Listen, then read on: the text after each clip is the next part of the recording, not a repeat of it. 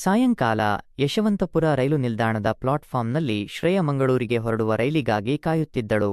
ರೈಲು ತಡವಾಗುವ ಚಿಂತೆಯಲ್ಲಿ ಮುಳುಗಿದ್ದಾಗ ಭುಜದ ಮೇಲೆ laptop bag ಹಾಕಿಕೊಂಡು ಸಮವಯಸ್ಕನಾದ ಒಬ್ಬ ಯುವಕ ಬಂದು ಆ ಬೆಂಚಿನ ಮೇಲೆ ಕುಳಿತನು. ಎಕ್ಸ್ಕ್ಯೂಸ್ ಮೀ, ಬಹುಶಃ ಇವತ್ತು ರೈಲು ತಡವಾಗುವ ಸಾಧ್ಯತೆ ಇದೆ ಅಲ್ವಾ ಎಂದು ಕೇಳಿದ. ಉತ್ತರಿಸಲು ಮನಸ್ಸಿಲ್ಲದಿದ್ದರೂ ಶಿಷ್ಟಾಚಾರಕ್ಕಾಗಿ ಶ್ರೇಯ ತಲೆಯಾಡಿಸಿದಳು. 2 ನಿಮಿಷಗಳ ನಂತರ ಬೇಡವೆನಿಸಿದಂತೆ ತಲೆ ಎತ್ತಿ ಅವನತ್ತ ನೋಡಿದಳು. ಅವನು ಸುಂದರನಾಗಿದ್ದನು. ಅವಳು ತನ್ನನ್ನು ನೋಡುತ್ತಿರುವುದನ್ನು ಗಮನಿಸಿದ ಯುವಕ ನಕ್ಕಾಗ ಶ್ರೇಯ ತಕ್ಷಣ ಎದುರಿನ ರೈಲಿನತ್ತ ತನ್ನ ದೃಷ್ಟಿ ಹರಿಸಿದಳು. ಇಬ್ಬರ ನಡುವೆ ಮತ್ತೆ ನೀರಸ ಮೌನ ಆವರಿಸಿತು. ಈ ಮಧ್ಯೆ ಬೇರೆ ಬೇರೆ ರೈಲುಗಳು ಬಂದೂ ಹೋದವು. ಅವರಿಗೆ ಬೇಕಾದ ರೈಲಿನ ಘೋಷಣೆಯಾದಾಗ ಶ್ರೇಯ ಎದ್ದು ನಿಂತಳು. ಅವಳು ಅವಸರದಲ್ಲಿ ರೈಲಿನ ಮೆಟ್ಟಿಲೇರಿ ಒಳಗೆ ಪ್ರವೇಶಿಸಲು ಯತ್ನಿಸಿದಳು. ಈ ಗಡಿಬಿಡಿಯಲ್ಲಿ ಅವಳ ಚಪ್ಪಲಿ ಕಿತ್ತು ಹೋಗಿ ಅವಳ ಕಾಲು ಪ್ಲಾಟ್ಫಾರ್ಮ್ನ ಅಡಿಗೆ ಸಿಲುಕಿತು. ಗಾಬರಿಯಲ್ಲಿ ಕಣ್ಣು ಬಿಡುತ್ತಿದ್ದ ಅವಳ ಹಿಂದೆ ನಿಂತಿದ್ದ ಆ ಯುವಕ ತಕ್ಷಣ ಬಾಗಿ ಅವಳ ಕಾಲನ್ನು ಜೋಪಾನವಾಗಿ ಮೇಲೆತ್ತಿದನು. ಆ ಶಾಕ್ನಲ್ಲಿ ಅವಳಿಗೆ ಸರಿಯಾಗಿ ನಡೆಯಲು ಆಗುತ್ತಿರಲಿಲ್ಲ. ಆಗ ಅವನು, ನಿಮಗೆ ಅಭ್ಯಂತರ ಇಲ್ಲದಿದ್ದರೆ ದಯವಿಟ್ಟು ನನ್ನ ಹೆಗಲ ಮೇಲೆ ಕೈ ಏರಿಸಿ ನಿಧಾನವಾಗಿ ನಡೆಯಿರಿ, ಇಲ್ಲದಿದ್ದರೆ ರೈಲು ಮಿಸ್ ಆಗುತ್ತದೆ ಎಂದನು. ಶ್ರೇಯ ಒಪ್ಪಿದಳು. ಅವನ ಹೆಗಲಿನ ಆಸರೆ ಪಡೆದು ನಿಧಾನವಾಗಿ ಮೆಟ್ಟಿಲೇರಿ ರೈಲಿನ ಒಳಗೆ ಪ್ರವೇಶಿಸಿದಳು. ಅಂತೂ ಒಂದು ಕಡೆ ಇಬ್ಬರಿಗೂ ಸೀಟ್ ಸಿಕ್ಕಿತು. ಅವನು ಅವಳ ಎದುರಿಗೆ ಕುಳಿತು ತನ್ನ ವಾಟರ್ ಬಾಟಲನ್ನು ನೀಡಿದನು. ಆಯಾಸಗೊಂಡಿದ್ದ ಶ್ರೇಯ ನೀರು ಕುಡಿದಳು. ಥ್ಯಾಂಕ್ಸ್, ನನ್ನ ಹೆಸರು ದೀಪಕ್, ನಿಮ್ಮ ಹೆಸರು ಎಂದು ಅವನು ಕೇಳಿದ. ಶ್ರೇಯ ಎಂದಳು. ನಾನು ಮಂಗಳೂರಿಗೆ ಹೋಗುತ್ತಿದ್ದೇನೆ. ಹಾಗಾದರೆ ನಿಮ್ಮ ಮನೆ ಇಲ್ಲೇನಾ ಎಂದು ಕೇಳಿದ. ಹೌದು, ಯಶವಂತಪುರದಲ್ಲಿ. ಮಂಗಳೂರಿನಲ್ಲಿ ಮ್ಯಾನೇಜ್ಮೆಂಟ್ನಲ್ಲಿ ಡಿಪ್ಲೊಮಾ ಮಾಡುತ್ತಿದ್ದೇನೆ ಎಂದಳು. ಮತ್ತೆ ನೀವು ಎಂದು ಕೇಳಿದಳು. ನಾನು ಮಂಗಳೂರಿಗೆ ಹೋಗುತ್ತಿದ್ದೇನೆ, ನನ್ನ ಅಣ್ಣನನ್ನು ಭೇಟಿಯಾಗಲು ಎಂದು ದೀಪಕ್ ಹೇಳಿದ. ಪ್ರೀತಿಯ ಕಂದಕ. ಅಷ್ಟರಲ್ಲಿ 5-6 ಜನ ಅದೇ ಕಂಪಾರ್ಟ್ಮೆಂಟ್ಗೆ ಏರಿ ಬಂದು ಶ್ರೇಯಾಳ ಪಕ್ಕದಲ್ಲಿ 3 ಕುಳಿತರು. ಅವರ ಬಾಯಿಯಿಂದ ಮದ್ಯದ ದುರ್ನಾಥ ಬಡಿಯುತ್ತಿತ್ತು. ಶ್ರೇಯಾಳಿಗೆ ಆ ಕೆಟ್ಟ ಪರಿಸರದಲ್ಲಿ ಉಸಿರಾಡಲಿಕ್ಕೂ ಕಷ್ಟವಾಯಿತು. ಅವಳ ಎದುರಿಗೆ ಕುಳಿತಿದ್ದ ಉಳಿದ 2 ಬೇಕೆಂದೇ ಅಶ್ಲೀಲವಾಗಿ ಮಾತನಾಡಿ ನಗತೊಡಗಿದರು. ಕೈಮೀರಿದ ಈ ಪರಿಸ್ಥಿತಿಯನ್ನು ಗಮನಿಸಿದ ದೀಪಕ್, ಡಾರ್ಲಿಂಗ್, ನಿನ್ನ ಕಾಲಿಗೆ ಪೆಟ್ಟಾಗಿದೆ. ನೀನು ಈ ಕಡೆ ಕಿಟಕಿ ಬದಿಗೆ ಬಾ, ಮೇಲಿನ ಬರ್ತ್ ಖಾಲಿ ಇದೆ, ಇಲ್ಲಿಂದ ಹತ್ತಿ ಮೇಲೆ ಹೋಗಿ ಮಲಗು ಎಂದನು. ಪರಿಸ್ಥಿತಿ ಅರಿತ ಶ್ರೇಯ ಅವನ ಆಜ್ಞಾಕಾರಿ ಶಿಷ್ಯಳಂತೆ ಹಾಗೆ ಮಾಡಿದಳು. ದೀಪಕ್ನ ಸಹಾಯದಿಂದ ಅವಳು ಮೇಲಿನ ಬರ್ತ್ಗೆ ಏರಿದಳು. ಇತ್ತ ಕಾಲಿನ ನೋವನ್ನು ಸಹಿಸಬೇಕಿತ್ತು. ಅವಳ ಸಂಕಟವನ್ನು ಗುರುತಿಸಿದ ದೀಪಕ್ ತನ್ನ ಬ್ಯಾಗ್ ತಡಕಾಡಿ ಎಮರ್ಜೆನ್ಸಿಗೆ ಇರಿಸಿದ್ದ ಆಯಿಂಟ್ಮೆಂಟ್ ಟ್ಯೂಬ್ ಅನ್ನು ಕಾಲಿಗೆ ಹಚ್ಚಿಕೊಳ್ಳುವಂತೆ ನೀಡಿದನು. ಅವಳಿಗೆ ಅರಿವಿಲ್ಲದೆ ಮಾತು ಹೊರಬಂತು, thanks a lot, you are too good. ಇವರಿಬ್ಬರೂ ಪತಿ-ಪತ್ನಿ ಇರಬೇಕು ಎಂದು ಗ್ರಹಿಸಿದ ಆ ಕಿಡಿಗೇಡಿಗಳು ಮತ್ತೇನೂ ಕಮೆಂಟ್ ಮಾಡದೆ ಮುಂದಿನ ನಿಲ್ದಾಣದಲ್ಲಿ ಇಳಿದು ಹೋದರು. ಶ್ರೇಯಾಳಿಗೆ ಹೋದ ಜೀವ ಬಂದಂತಾಯಿತು. ದೀಪಕ್ ಇಲ್ಲದಿದ್ದರೆ ಇಂದಿನ ಪ್ರಯಾಣ ಅಪೂರ್ಣ ಎನಿಸಿತು. ಆಗ ಶ್ರೇಯಾ, ದೀಪಕ್, ಇವತ್ತು ನೀವು ಇಲ್ಲದಿದ್ದರೆ ನನ್ನ ಗತಿ ಏನಾಗುತ್ತಿತ್ತು? ಯಾವ ಮಾತುಗಳಲ್ಲಿ ನಿಮಗೆ ಧನ್ಯವಾದ ತಿಳಿಸಲಿ? ಇವತ್ತು ನೀವು ನನಗೇನು ಮಾಡಿದ್ದೀರೋ ಕೇವಲ ಥ್ಯಾಂಕ್ಸ್ ಎಂದು ಹೇಳಿ ಮುಗಿಸಿದರೆ ಅತಿ ಕ್ಷುಲ್ಲಕವಾಗುತ್ತದೆ ಎಂದಳು. ಓ ಕಮಾನ್ ಶ್ರೇಯಾ, ನನ್ನ ಜಾಗದಲ್ಲಿ ಬೇರೆ ಯಾರೇ ಇದ್ದಿದ್ದರೂ ಇಷ್ಟು ಮಾತ್ರದ ಸಹಾಯ ಖಂಡಿತ ಮಾಡುತ್ತಿದ್ದರು. ಇದರಲ್ಲಿ ನನ್ನ ಹೆಚ್ಚುಗಾರಿಕೆ ಏನೂ ಇಲ್ಲ ಎಂದ ದೀಪಕ್. ಹೀಗೆ ಇವರು ಮಾತನಾಡುತ್ತಿರುವಾಗ ಮಂಗಳೂರು ತಲುಪಿತು. ಶ್ರೇಯ ತನ್ನ ಬ್ಯಾಗಿನಲ್ಲಿದ್ದ ಮತ್ತೊಂದು ಜೊತೆ ಚಪ್ಪಲಿಯನ್ನು ಬಳಸಲು ಯತ್ನಿಸಿದಳು. ಆದರೆ ಪಾದದ ಊತದ ಕಾರಣ ಅದರಲ್ಲಿ ಕಾಲು ತೂರಿಸಲಾಗದೆ ಒದ್ದಾಡಿದಳು. ದೀಪಕ್ ತಕ್ಷಣ ತಾನು ಧರಿಸಿದ ಚಪ್ಪಲಿಯನ್ನು ಅವಳಿಗೆ ನೀಡಿದನು. ಶ್ರೇಯ ಅದನ್ನು ಹಾಯಾಗಿ ಹಾಕಿಕೊಂಡಳು. ದೀಪಕ್ ತಾನೇ ಅವಳ ಬ್ಯಾಗನ್ನು ಎತ್ತಿ ಭುಜಕ್ಕೆ ಸೇರಿಸಿ ಅವಳು ರೈಲಿನಿಂದ ಇಳಿಯುವಂತೆ ಮಾಡಿದನು. ನಾನು ಬಂದು ನಿಮ್ಮನ್ನು ಮನೆಯವರೆಗೂ ತಲುಪಿಸಲೇಬೇಕು ಎಂದು ಶ್ರೇಯ ಹೇಳಿದಾಗ, ಹೇಗೆ ಹೋಗಲು ಸಾಧ್ಯ? ನಿಮ್ಮ ಕಾಲಿನ ಸ್ಥಿತಿ ಗೊತ್ತಿದೆ ತಾನೇ? ಮೊದಲು ಯಾವುದಾದರೂ ಕ್ಲಿನಿಕ್ನಲ್ಲಿ ತೋರಿಸಿ ಔಷಧಿ ಹಾಕಿಸೋಣ. ನಂತರ ನಾನು ನಿಮ್ಮನ್ನು ಪಿಜಿವರೆಗೂ ತಲುಪಿಸಿ ಆಮೇಲೆ ನನ್ನ ಅಣ್ಣನನ್ನು ಭೇಟಿಯಾಗಲು ಹೋಗುತ್ತೇನೆ. ಇರಿ, ಈಗಲೇ ಒಂದು ಆಟೋ ತರುತ್ತೇನೆ ಎಂದು ದೀಪಕ್ ಹೇಳಿದನು. ಪ್ರೀತಿಯ ಕೊಂಡಿ. ದೀಪಕ್ ಒಂದು ಆಟೋ ಕರೆದು ಹತ್ತಿರದ ಉತ್ತಮ ಕ್ಲಿನಿಕ್ಗೆ ಕರೆದೊಯ್ದನು. ಡಾಕ್ಟರ್ ಅವಳನ್ನು ಪರೀಕ್ಷಿಸಿ, ಫ್ರ್ಯಾಕ್ಚರ್ ಏನೂ ಆಗಿಲ್ಲ, ಆಕಸ್ಮಿಕ ಉಳುಕಿನಿಂದ ಹೀಗೆ ಬಾತುಕೊಂಡಿದೆ. ಇದಕ್ಕೆ ಕೋಲ್ಡ್ ಬ್ಯಾಂಡೇಜ್ ಹಾಕಿ ಇಂಜೆಕ್ಷನ್ ಕೊಡುತ್ತೇನೆ. ಇವತ್ತು ನಾಳೆ ಮಾತ್ರೆ ತೆಗೆದುಕೊಂಡು ವಿಶ್ರಾಂತಿ ಪಡೆದರೆ ಎಲ್ಲಾ ಸರಿ ಹೋಗುತ್ತದೆ ಎಂದರು. ದೀಪಕ್ ವೈದ್ಯರಿಗೆ ತಾನೇ ಹಣ ಕೊಡುತ್ತೇನೆ ಎಂದಾಗ ಶ್ರೇಯ ವಿರೋಧಿಸಿ ತಾನೇ ನೀಡಿದಳು. ಅಲ್ಲಿಂದ ಮಾತ್ರೆ ಪಡೆದು ಮತ್ತೊಂದು ಆಟೋದಲ್ಲಿ ಅವಳ ಪಿಜಿಗೆ ಹೊರಟರು. ಕೋಲ್ಡ್ ಬ್ಯಾಂಡೇಜ್ ಮತ್ತು ಇಂಜೆಕ್ಷನ್ ಪ್ರಭಾವದಿಂದ ಅವಳು ತುಸು ಚೇತರಿಸಿಕೊಂಡಿದ್ದಳು. ದೀಪಕ್ ಅವಳನ್ನು ಅವಳ ಕೋಣೆಯವರೆಗೂ ನಡೆಸಿಕೊಂಡು ಹೋದನು. ಅವನು ಹೊರಡುವೆನೆಂದಾಗ ಶ್ರೇಯಾ, ಪ್ಲೀಸ್ ಇರಿ, ಕಾಫಿ ಕುಡಿದು ಹೋಗಿ ಎಂದಳು. ಪರವಾಗಿಲ್ಲ, ಬೇಡ. ಈಗಾಗಲೇ ತಡವಾಗಿದೆ. ಅಣ್ಣ ನನಗಾಗಿ ಕಾಯುತ್ತಿರಬಹುದು. ನಾವು ಮತ್ತೊಮ್ಮೆ ಭೇಟಿಯಾದಾಗ ಕಾಫಿ ಕುಡಿಸುವಿ. ಈಗ ವಿಶ್ರಾಂತಿ ಪಡೆಯಿರಿ ಎಂದು ಹೊರಡುವಾಗ ದೀಪಕ್ ಹಾರ್ದಿಕವಾಗಿ ಅವಳ ಕೈ ಕುಲುಕಿದನು.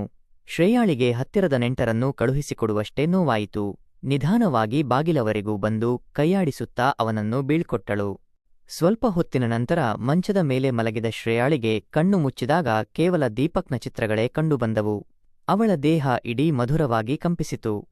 ದೀಪಕ್ ಅಲ್ಲೇ ಕುಳಿತು ತನ್ನ ಬಳಿ ಮಾತನಾಡುತ್ತಾ ಇರಬಾರದೆ ಎಂದು ಅನಿಸಿತು. ಅಷ್ಟರಲ್ಲಿ ಯಾರೋ ಕರೆಗಂಟೆ ಒತ್ತಿದಂತಾಯಿತು. ಅರೆ, ಈ ಸಮಯದಲ್ಲಿ ನನ್ನ ಕೋಣೆಗೆ ಯಾರು ಬಂದಿರಬಹುದು? ನಿಧಾನವಾಗಿ ನಡೆದು ಬಂದು ಬಾಗಿಲು ತೆರೆದಾಗ ಎದುರಿಗೆ ದೀಪಕ್ ನಿಂತಿದ್ದನು. ಓ, ಏನೋ ಮರೆತು ಬಿಟ್ಟಿರಿ ಅನಿಸುತ್ತೆ? ಶ್ರೇಯಾ ಕೇಳಿದಳು. ಹೌದು, ಗಡಿಬಿಡಿಯಲ್ಲಿ ಇಲ್ಲೇ ಮೊಬೈಲ್ ಮರೆತು ಬಿಟ್ಟು ಹೋಗಿದ್ದೆ ಎಂದ ದೀಪಕ್. ಅರೆ, ನಿಮ್ಮ ಚಪ್ಪಲಿ ನಾನೇ ಹಾಕೊಂಡು ಬಂದದ್ದು. ಪಾಪ, ಆಗಿನಿಂದ ನೀವು ಬರಿಗಾಲಲ್ಲಿ ಇದ್ದೀರಿ. ದಯವಿಟ್ಟು ಅದನ್ನು ಹಾಕೊಂಡು ಹೋಗಿ ಎಂದು ಬಲವಂತವಾಗಿ ಅವನನ್ನು ಕೂರಿಸಿ ಒಳಗೆ ಹೋದಳು. ಹಾಲು ಬಿಸಿ ಮಾಡಿ 2 ಕಪ್ ಕಾಫಿ ಮಾಡಿ ತಂದಳು. ಅವನ ಕೈಗೆ ಕಾಫಿ ಕಪ್ ಕೊಟ್ಟು ಎದುರಿಗೆ ಮಂಚದ ಮೇಲೆ ಕುಳಿತ ಶ್ರೇಯಾ ಒರೆನೋಟದಿಂದ ಅವನನ್ನೇ ಗಮನಿಸತೊಡಗಿದಳು. ದೀಪಕ್ ತಾನು ಬರುವುದು ಇನ್ನೂ ಸ್ವಲ್ಪ ತಡವಾಗಬಹುದು ಎಂದು ಅಣ್ಣನಿಗೆ ಫೋನಿನಲ್ಲಿ ಹೇಳುತ್ತಿದ್ದ. ಕಾಫಿ ಕೊಡುವಾಗ ಆಕಸ್ಮಿಕವಾಗಿ ಇಬ್ಬರ ಕೈಬೆರಳುಗಳು ಸ್ಪರ್ಶಿಸಿದವು. ಅವಳಿಗೆ ಮೈಯೆಲ್ಲ ರೋಮಾಂಚನ ಎನಿಸಿತು. ಇಬ್ಬರೂ ಮೌನವಾಗಿ ಕಾಫಿ ಕುಡಿಯತೊಡಗಿದರು. ಕಾಫಿ ಮುಗಿಸಿ ಹೊರಡಲು ಎದ್ದ ದೀಪಕ್ ಅವಳನ್ನು ಕೇಳಿದನು. ಶ್ರೇಯಾ, ನನಗೆ ನಿಮ್ಮ ಫೋನ್ ನಂಬರ್ ಕೊಡುತ್ತೀರಾ? ಇದೇ ವಾಟ್ಸಾಪ್ ನಂಬರಲ್ವೇ ಎಂದನು. ಅವನು ಅಪರಿಚಿತನಲ್ಲ, ಎಷ್ಟೋ ದಿನಗಳ ಪರಿಚಿತ ಎಂಬಂತೆ ಅವಳಿಗೆ ವಿಶ್ವಾಸ ಮೂಡಿತು. ನಿರಾಯಾಸವಾಗಿ ತನ್ನ ನಂಬರ್ ನೀಡಿದಳು. ತಕ್ಷಣ ಮಿಸ್ಡ್ ಕಾಲ್ ನೀಡಿ ತನ್ನ ನಂಬರ್ ಸೇವ್ ಮಾಡಿಕೊಳ್ಳುವಂತೆ ತಿಳಿಸಿದ. ಬಾಯ್ ಹೇಳಿ ದೀಪಕ್ ಹೊರಟುಬಿಟ್ಟನು. ಮರಳಿ ಬಂದು ಮಲಗಿದ ಶ್ರೇಯಾಳಿಗೆ ಮನಸ್ಸೇಕೋ ಶೂನ್ಯವೆನಿಸಿತು. ಆ ದಿನ ಊಟ ಮಾಡಲಿಕ್ಕೂ ಮನಸ್ಸು ಬರಲಿಲ್ಲ. ಪಿಜಿಯಲ್ಲಿ ಅವಳಿಗೆ ಊಟ ನೀಡಿದ್ದ ಆಂಟಿ ಕ್ಯಾಂಟೀನ್ ನಡೆಸುತ್ತಿದ್ದರು. ಇವತ್ತು ಊಟ ಬೇಡ ಎಂದು ಅವಳು ಅವರಿಗೆ ತಿಳಿಸಿ ಹಾಲು ಕುಡಿದು ಮಾತ್ರೆ ನುಂಗಿ ಮಲಗಿಬಿಟ್ಟಳು. ಆ ದಿನದ ಘಟನೆಗಳನ್ನು ಅದೆಷ್ಟು ಸಲ ನೆನಪಿಸಿಕೊಂಡಳು. ಅವಳಿಗೆ ಅದ್ಯಾವಾಗ ನಿದ್ದೆ ಬಂದಿತ್ತು ಗೊತ್ತೇ ಆಗಲಿಲ್ಲ. ಬೆಳಿಗ್ಗೆ ತಡವಾಗಿ ಎದ್ದು ನೋಡಿದಾಗ ಈಗಾಗಲೇ 8 ಗಂಟೆಯಾಗಿತ್ತು. ಇನ್ನು ಮೊದಲ ಪಿರಿಯಡ್ ಹೋಯ್ತು ಎಂದು ಬೇಗ ತಯಾರಾಗಿ ಕಾಲೇಜಿಗೆ ಹೊರಟಳು. ಗೆಳೆತನದಿಂದ ಪ್ರೀತಿಗೆ ಹೀಗೆ 1 ವಾರ ಕಳೆದು ಹೋಯಿತು. ಕಾಲೇಜಿಗೆ ದಸರಾ ರಜೆ ಸಿಕ್ಕಿತ್ತು. ಅಂದು ಶ್ರೇಯಾಳಿಗೆ ದೀಪಕ್ನ ನೆನಪು ಬಹುವಾಗಿ ಕಾಡಿತ್ತು. ತಾನೇ ಫೋನ್ ಮಾಡುವುದಾಗಿ ಹೇಳಿದ್ದ. ಆದರೆ ಇದುವರೆಗೂ ಒಂದು ಮೆಸೇಜ್ ಸಹ ಕಳಿಸಿರಲಿಲ್ಲ. ತಾನೇ ಫೋನ್ ಮಾಡಲೇ ಎಂದು ಎನಿಸಿತು. ಬೇಡ, ಏನು ಅಂದುಕೊಳ್ಳುತ್ತಾನೋ ಏನೋ? ಆ ಆಲೋಚನೆಯಲ್ಲಿಯೇ ಮನೆಗೆ ಹೊರಡಲು ರೆಡಿಯಾಗುತ್ತಿದ್ದಳು. ಮತ್ತೆ ದೀಪಕ್ ನೆನಪಾದಾಗ ಇದ್ದಕ್ಕಿದ್ದಂತೆ ಫೋನ್ ಮೊಳಗಿತು. ನೋಡಿದರೆ ದೀಪಕ್ ಫೋನ್ ಮಾಡಿದ್ದ. ಕಂಪಿಸುವ ಧ್ವನಿಯಲ್ಲಿ ಹಲೋ ಎಂದಳು. ಹೇಗಿದ್ದೀರಿ ಶ್ರೇಯಾ? ನಾನು ಚೆನ್ನಾಗಿದ್ದೇನೆ, ನೀವು ಹೇಗಿದ್ದೀರಿ ಎಂದು ಅವನು ಕೇಳಿದ. ಇದುವರೆಗೆ ಫೋನ್ ಮೆಸೇಜ್ ಏನೂ ಇರಲಿಲ್ಲ ಎಂದು ಕೇಳಿದಳು. ನಾನು ಅಣ್ಣನ ಜೊತೆ ಬ್ಯೂಸಿನೆಸ್ ವಿಷಯವಾಗಿ ಸ್ವಲ್ಪ ಬ್ಯೂಸಿ ಆಗಿದ್ದೆ. ನಮ್ಮದು ಜ್ಯುವೆಲರಿ ಅಂಗಡಿಯಿದೆ. ಅದರ ಸಲುವಾಗಿ ಪರ್ಚೇಸಿಂಗ್ಗಾಗಿ ಕೋಲ್ಕತ್ತಾಗೆ ಹೋಗಿದ್ದೆ. ನೀವು ಇನ್ನೂ ಬೆಂಗಳೂರಿಗೆ ವಾಪಸ್ ಹೊರಟಿಲ್ಲ ತಾನೇ ಎಂದು ಕೇಳಿದ. ಇಲ್ಲ, ದಸರಾ ರಜೆ ಇದೆ, ಮನೆಗೆ ಹೋಗಬೇಕು ಅಂತ ಹೊರಡುತ್ತಿದ್ದೇನೆ ಎಂದಳು. ನಾನೀಗಲೇ ರೈಲ್ವೆ ಸ್ಟೇಷನ್ಗೆ ಬರುತ್ತೇನೆ, ರೆಡಿಯಾಗಿರಿ ಎಂದ. ಶ್ರೇಯಾಳಿಗೆ ಸಂತೋಷದಿಂದ ಹಾರಾಡುವಂತಾಯಿತು. ತಕ್ಷಣ ವಾಶ್ರೂಮ್ಗೆ ಹೋಗಿ ತನ್ನ ಮೇಕಪ್ ಸರಿಪಡಿಸಿಕೊಂಡು ತಲೆ ಬಾಚಿಕೊಂಡು ರೆಡಿಯಾದಳು.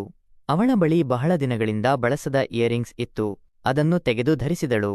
ಇಂದು ಅವಳು ಆ ಗೆಟಪ್ನಲ್ಲಿ ಆಕರ್ಷಕವಾಗಿ ಕಾಣಿಸುತ್ತಿದ್ದಳು. ಅವಳು ಸ್ಟೇಷನ್ ಹೊರಗೆ ಬಂದು ನೋಡಿದಾಗ ಬೈಕ್ ಮೇಲೆ ಬಂದು ಇಳಿದ ದೀಪಕ್ ಅವಳತ್ತ ಕೈಬೀಸಿದನು. ಅಚ್ಚಬಿಳಿ ಪ್ಯಾಂಟ್, ನೀಲಿ ಶರ್ಟ್ನಲ್ಲಿ ಅವನು ಆಕರ್ಷಕನಾಗಿದ್ದನು. ಸಮ್ಮೋಹಿತಳಾಗಿ ಅವಳು ಬೈಕೇರಿ ಕುಳಿತಳು. ಇವತ್ತು ನೀವು ಬಹಳ ಕ್ಯೂಟ್ ಆಗಿ ಕಾಣುತ್ತಿದ್ದೀರಿ ಎಂದು ದೀಪಕ್ ಹೇಳಿದ.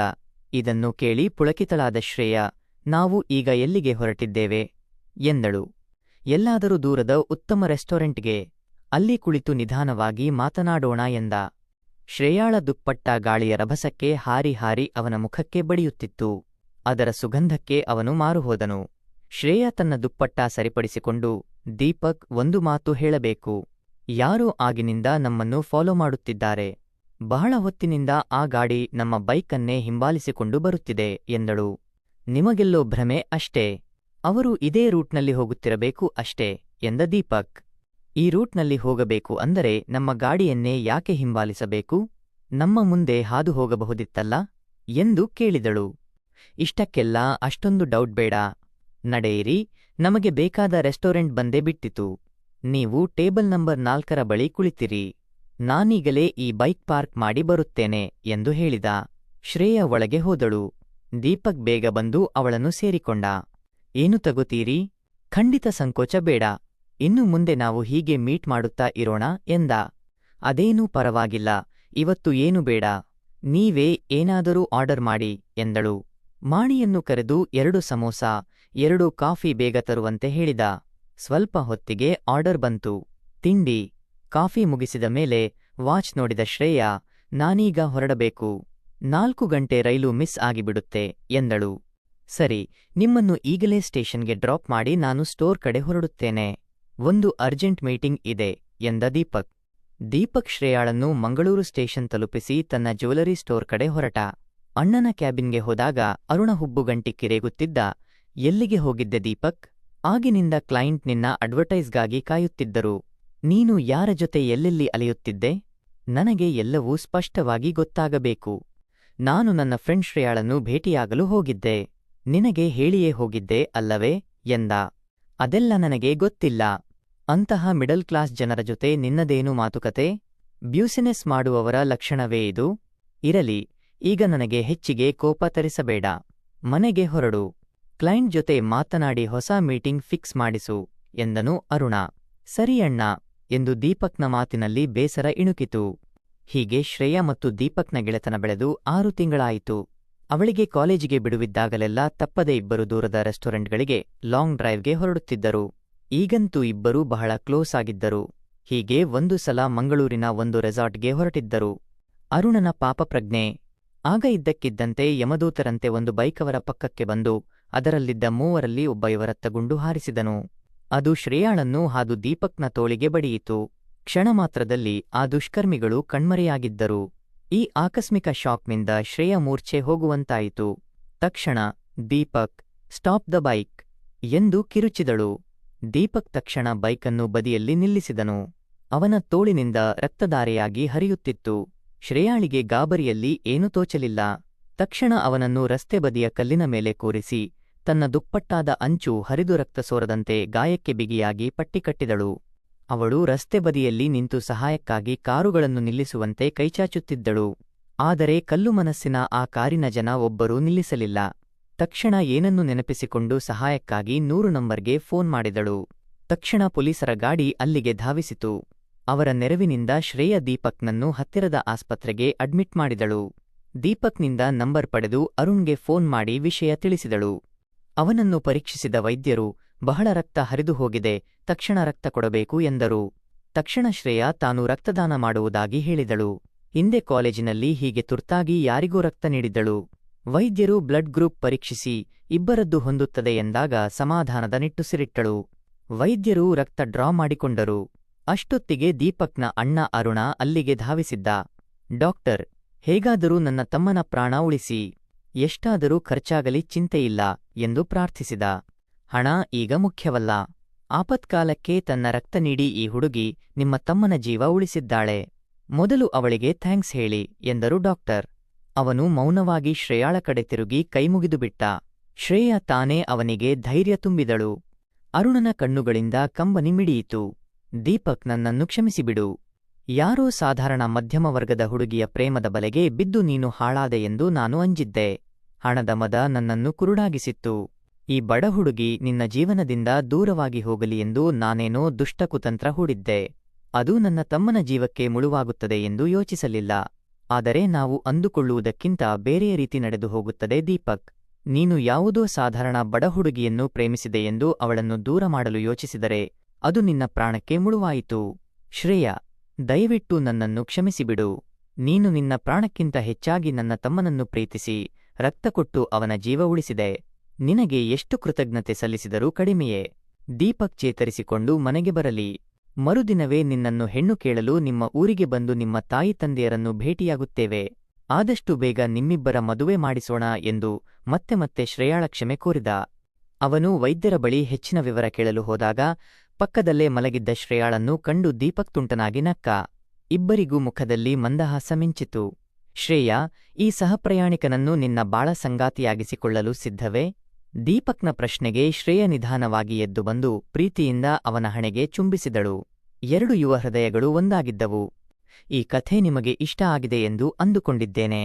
ಇಷ್ಟ ಆಗಿದ್ದರೆ ವಿಡಿಯೋಗೆ ಒಂದು ಲೈಕ್ ಕೊಡಿ ಹಾಗೂ ಪ್ಲೀಸ್ ಸಬ್ಸ್ಕ್ರೈಬ್ ಕೂಡ ಮಾಡಿಕೊಳ್ಳಿ. ಧನ್ಯವಾದಗಳು.